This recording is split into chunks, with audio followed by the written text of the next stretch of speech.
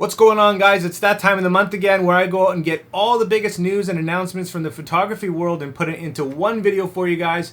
And this month does not disappoint. We got some big announcements from Sony, some Canon rumors, stuff from all over the place. So let's dive in and see what we're looking at. Here we go.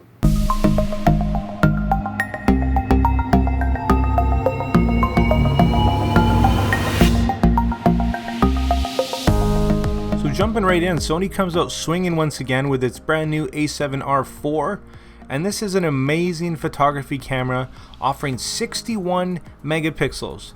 Absolutely incredible, offering some new features as well, even in video, including eye autofocus. This camera's got a surprising amount of criticism, but I think it's phenomenal. And if you're disappointed about the video side of things, I will remind you that this is an R series camera and not an S series camera. And just announced as I make this new video, the newest version of Sony's RX100. And for a point and shoot camera, this thing looks amazing. Borrowing technology from the A9, offering some decent zoom, image stabilization, and now finally a mic port. Not to mention a flip screen for the vloggers and the video guys shooting 4K, this thing's packed full of features. And although it is a little bit pricey, I think a lot of people might consider this as a second camera or just a backup camera for traveling or something.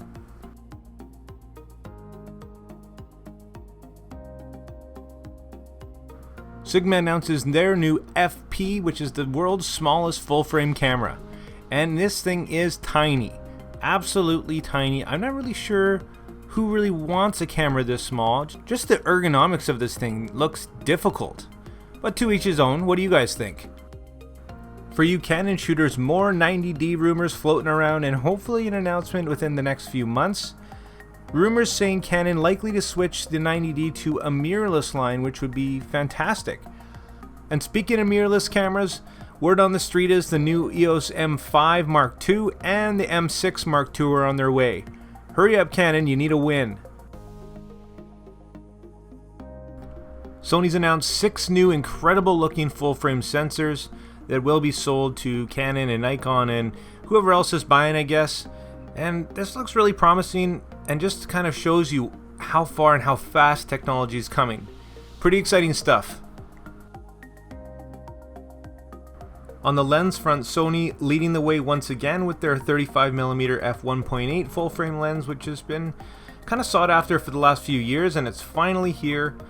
It looks to be a decent performer, and at a pretty good value. I can't wait to get my hands on it.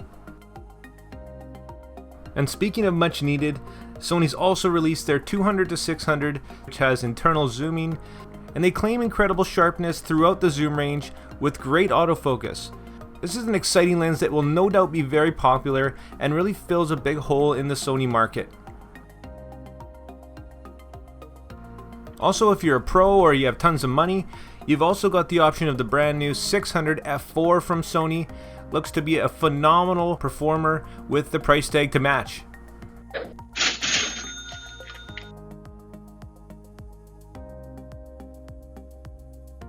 The highly anticipated Tamron 17-28 has now started shipping, and you can see the first reviews online now.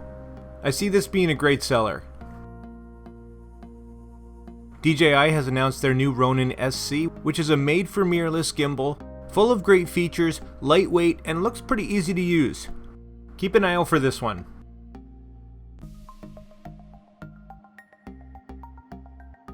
And now we've got more options than ever. If you're a Canon shooter and you're thinking about going to Nikon, you can now use your EF lenses on Canon new mirrorless bodies, the Z mount. It's also dirt cheap for some reason with some pretty decent reviews. It's always great to see more versatility and options.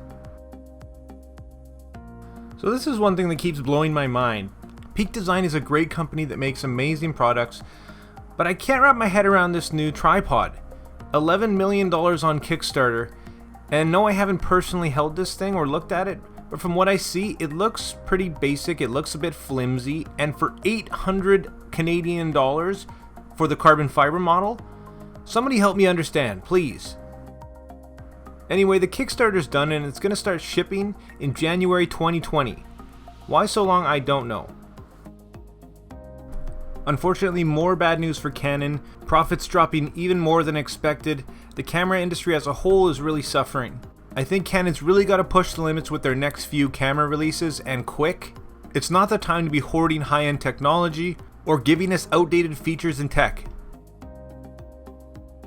Well, there it is, guys. That's another month in the books. Nice and short and sweet. I hope you liked this video, and if you did, consider hitting that like and subscribe button. Drop your questions and comments down below. Let's chat about this stuff. I love it. And like always, guys, make mistakes, be yourself, and get out there and take some more pictures. See you in the next one.